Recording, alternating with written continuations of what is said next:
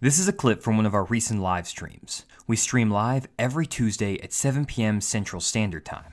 As a reminder, this is our second channel, Fish the Moment Live. Our main channel, Fish the Moment, is where we have all of our highly edited YouTube content. We spend 30 to 40 hours a week producing one YouTube video that's posted on the Fish the Moment channel every Thursday at 7 a.m. Central Standard Time. These videos include on-the-water footage of us actually fishing, as well as detailed instruction on how to use electronics, fish offshore, and a lot of other great information. Make sure to check out the Fish the Moment channel if you enjoy the content on this channel.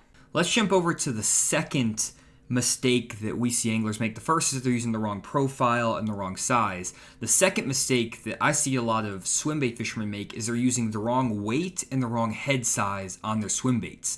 Now, Randy and I have completely opposite perspectives on this, so I'm going to start with the offshore swimbait head sizes because I actually have a recommendation I'm going to make, but then Randy's going to give you the complete opposite. So make sure you pay attention closely to what we talk about because there's a key difference between offshore swimbait fishing and shallow water swimbait fishing. So in general, when I'm trying to do offshore swimbait fishing, which means I'm fishing away from the shore in maybe 10 to 100 feet apart, depending on what the fish are doing, my go-to swimbait again is going to be the Mega Bass Spark Shad. Well, I'm throwing this bait usually in the 3-inch size. That's my best size. And the issue with a 3-inch spark shad is that the bait is tiny. And so there's only a very small number of hooks that you can actually use in this bait that will give the bait action. If you use a hook that's too long, it will go too far into the tail and you'll completely ruin the action of the swim bait. So the key is finding a hook that only goes about halfway through the body of the swim bait and comes out right here. You want to leave at least a good maybe 2/5 of the tail where it can actually still swing side to side. And if you use too big of a hook, you're going to ruin the swimbait action and you won't catch nearly as many fish. So the head that I've found that works great is this 4x4 little head swimbait jig head. It's by 4x4 tackle. It's this small little swimbait head which has this amazing screw lock keeper. I can catch 10 to 15 fish on one spark shad before changing them out. The only way they basically get worn out is when they get ripped up so much that I can't keep them on the hook anymore. And the nice thing about this ball head is that the ball head actually gives a really good action to that small swim bait. The water rolls around it really well and doesn't steal a lot of water from the actual swim bait tail. And the other thing that's nice about this specific jig head brand is that you can get it in a 1/4 ounce and a 3/8 ounce size, but it has a 2/0 hook, a 2/0 tiny little 2/0 hook. If you use a 3/0 or a 4/0 hook with that 3-inch Mega Bass Spark Shad, you're not going to be able to get enough action out of that bait. So I go to usually a 1/4 or a 3/8 ounce size when I'm fishing offshore. Now what I find is that when the water temperatures are below 50 degrees, the best weight for that swimbait head is a 1/4 ounce. The 1/4 ounce allows you to cast that bait, get it down to 20 or 30 feet, and then slowly reel that bait in and keep it down the strike zone. You can basically keep that bait down in 20 or 30 feet of water as long as you're just barely turning the reel handle. One thing you'll notice if you actually look at like a swimbait on live scope or something like that is that when you're reeling in a swimbait, and I'll kind of show you guys my retrieve, if you're reeling a swimbait at a steady pace, like let's just say you're reeling it like this fast, that bait will rise a foot or two every second, especially if you're using a 1/4 ounce head in 20-25 feet of water. So to avoid that, you're going to have to just, barely turn that handle just as slow as you possibly can to keep that bait level in the water and down in the strike zone. This makes it really difficult sometimes to even keep the bait down there, so that 1/4 ounce head is mandatory. And again, it's hard to find a 1/4 ounce head with that small of a hook. Now, when the water temperature gets above 50 degrees, I find that by slowly crawling that swim bait, those fish actually get too good of a look at that bait and they won't react to it very well. For whatever reason, in that cold water, they like that slow, just methodical retrieve, super slow, and that gets a lot of bites. But when their metabolism is higher in that 50 plus degree water, they won't touch this 1/4 ounce head nearly as well as a 3/8 ounce head. That 3/8 ounce head can get down to the bottom, and now you can actually employ a little bit faster retrieve. You can reel it at a decent pace and keep it down there in the water. And you can also stop the bait and it will fall very quickly. And we'll talk about retrieve here in a second. The stopping and letting the bait fall and then burning it and stopping it, that's what triggers a lot of bites with swim baits. And when you're fishing offshore in water that's above 50 degrees, a heavier head allows that bait to move a lot more erratically. It drops faster. You can burn it and keep it down deeper better. All those things are really, really important. So I find that a lot of guys when they're fishing offshore swim baits don't throw a heavy enough jig head. 1/4 ounce is the lightest I'll go with that little tiny swim bait, and then a 3/8 ounce is what I throw when water temperatures are above 50 degrees. Here's a quick reminder of some of the upcoming seminars we're offering on fishthemoment.com.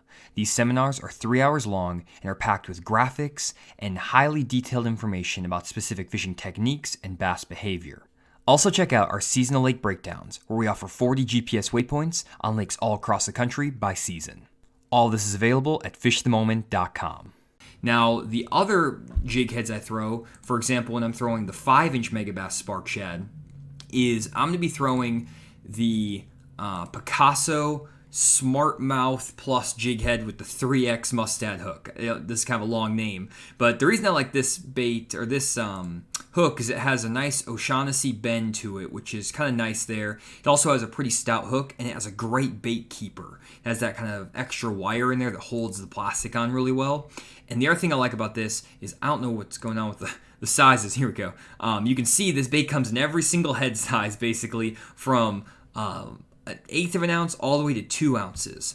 And a lot of times when I'm fishing a swim bait in the winter, I'll be using either a 3/4 ounce or maybe a 1 ounce head. I kind of go with the 3/4 ounce if water temperatures are below 50 or 48 degrees. Right when they hit 50 degrees, I'll go to the quart or the 1 ounce. And then when the water temperatures get into the 70-degree range, I actually go to the 1.5 ounce jig head, which is a really heavy jig head, but it allows me to really reel that bait quickly and stop it and kill it while keeping it down in 15 to 20 feet of water. It's one of the few jig heads I found in the market that you can actually get that really heavy head, and the ability to reel that bait fast while keeping it in deep water triggers so many more bites for me. And I've actually thrown the 2 ounce head as well in certain situations, especially when I'm throwing that Megabass Mag Draft Freestyle. I can throw a 7/0 hook with that jig head, 2 ounce head, and it will keep that bait down there really well in 20 to 25 feet of water. And it seems like it's a really heavy deal to throw, but I'm telling you, you can hammer them on it. So my recommendation with offshore swim bait fishing is to go heavier on your head selection when you're trying to trigger bass offshore. One question I got on the stream was I was doing that live scope video you probably saw if you've watched the main Fish the Moment YouTube channel. If you found your way here without knowing about the main Fish the Moment channel, head over to just Fish the Moment on YouTube. We make really good 30-minute instructional videos. They're highly edited. They're not just live streams or whatever. They're not live content. It's actually fully edited content to fish catches. And in that video, I was throwing the Mag Draft Freestyle, and I was throwing the 6-inch swim bait on an underspin, and I was throwing the Blade Runner Spin X underspin with a 1 ounce head. And I was fishing actually on a hot water lake. It was a hot water discharge lake, so water temperatures were 59 degrees, even though it was the middle of the winter. Water temps everywhere else around the lakes are 40 degrees. But because that water temperature was warmer, I was throwing that 1 ounce head with that big Mag Draft swim bait, and I was burning it and stopping it, burning it and stopping it. And that got so many big bites. I was catching a bunch of 4 and 6 pounders. I had more fish I didn't even show on camera, Randy, in that video. I had like 7 or 8 fish on camera, and I had like a bunch more 4 to 5 pounders I didn't even put on camera because I didn't need them. So crazy deal, but swim baits are just so effective offshore if you're using a heavy enough jig head. That's kind of what I'll recommend to you guys, especially as the water temperatures start to warm up here. Before they get warm, if you're throwing a big swim bait, 3/4 ounce jig head. If you're throwing a small little 3-inch swim bait, go to a 1/4 ounce jig head. And that's the way to go. So that's my take on head size and hook size. What are your thoughts there, Randy? Man, mine's completely opposite here.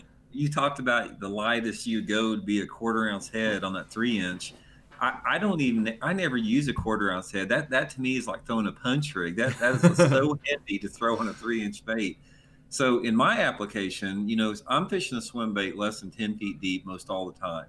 And I always fish it with the wind because one of the things that I figured out in jerkbait fishing, swim bait fishing, that you get a lot more bites fishing with the wind, not even at a 45 or against the wind, but with the wind. So I can get away with a lighter head.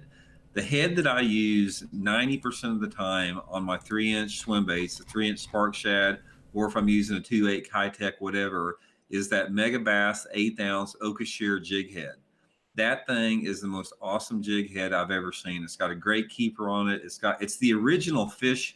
It's the original fish head jig head. I mean, there's been a lot of duplications made, but Megabass made that Okashira head design that looks just like a fish. So what I like to do with my 3-inch sizes is I'll cut off just like maybe 1/8 of an inch off the end of the swim bait. And I did a video on my YouTube channel showing about how I did this. Put it on there and stay with the 1/8 ounce all the time, 6-pound test line. And this allows me to really efficiently cover that 5 to 10 foot zone, regardless if the wind's calm or if it's blowing 20 miles an hour. Personally, in the wintertime, whether it be early, mid, or late winter, I like that slower fall and the slower presentation that the 1/8 ounce head gives me, because that's a pretty slow fall with either one of those swim baits on there. And most of the time what I do, depending upon, the condition, the mood of the fish, I'll cast it out there like into 2 to 3 feet of water, let it hit the bottom, and just begin a slow retreat back to the boat, trying to keep it close to the bottom. I don't like to fish it very high off the bottom in less than 10 feet of water. One of the big keys on those 3-inch swim baits, I don't care what head you're using, if you're using the Okashira or if you're using the one Jonny talked about or different sizes, is you got to take extra time and make sure you rig that thing perfectly straight. Because if you don't rig a little swim bait perfectly straight on that jig head, it's going to roll to one side. If you do anything to speed up the action, it's going to roll it to one side. So spend a lot of time with that. Now on the bigger ones, like I said, I don't use the 4-inch size very much, but in the pre-spawn, late winter pre-spawn, when that water temperature starts to hit 50, the two top techniques I found out is I take the 5-inch spark shad, sometimes even the 7-inch spark shad. I don't know if a lot of you guys know that, but Megabass also makes the 7-inch model. And I'll take just a big offset hook like the Beast hook, and I like to use a really light belly weight on it. And a lot of times the lightest you can find is like a 1/4 ounce. So what I'll do is I'll get one of those big belly weighted hooks, and I'll take the lead and I'll file it down to where it's only like a 1/16 of an ounce, where there's just a little bit of lead on that belly weight. And I'm casting this thing back in shallow water, like in the back of coves, the back of cuts, over real shallow bank grass, that type of stuff, where I can just sort of wallow that swim bait and keep it in sight when that water temperature is in the low 50s. This is the time of year you can catch giants on that. When you put a light belly weight on a big swim bait and you sort of hover it just below the surface, that's when I catch more 4 to 6 pounders with this technique in the early spring pre-spawn than I do any other way with my swim baits. And that's the same application that I can use with the 6-inch mag draft. The 6-inch mag draft, it's one of the big secret baits of the pros, if there's any secret deal. Chris Zaldain's made it famous. You've seen him throw it all over the Elite Series. That bait stays high in the water column extremely easy, even by reeling it slow if you keep your rod tip high. So for me, I'm like, I'm fishing for a different personality of bass than what Jonny is offshore. The bass that I'm fishing react completely to cadences and speed and that type of stuff. So overall, I'm going light. I mean, I'm not going much over an 1/8 of an ounce, even on my big stuff. So that's been really effective for me in Florida, Texas, Missouri, East Tennessee, anywhere I go. It's been working. That's super interesting, because it's funny how fishing two different styles brings in two completely different sets of equipment, especially with swimbait fishing. And that's one thing you guys got to pay attention to when you're watching other YouTube channels, is that they're going to recommend baits potentially, but they're going to be recommending them based on how they fish and their styles of lakes, their styles of fishing. So the way that they recommend the tackle to you is going to be different potentially than what you need to be doing, because your fish are going to act differently and your water temperatures, all these situations will be different. So don't just go out there and just, pick up whatever bait someone tells you to throw and go throw it. You have to experiment yourself to kind of figure out what works and what doesn't. Thanks for checking out the video. If you made it this far, we'd really appreciate if you left a like on the video. It helps us out with the YouTube algorithm and gets these videos out to more people. Also consider subscribing. It's free and it lets you get notifications of every single one of our videos that we upload daily. Finally, remember to check out the main Fish the Moment channel, where we actually have on-the-water fishing footage as well as detailed graphics on electronics, offshore fishing, bass behavior, and a lot of other great information. Thanks for checking out the video, and we'll see you on the next one.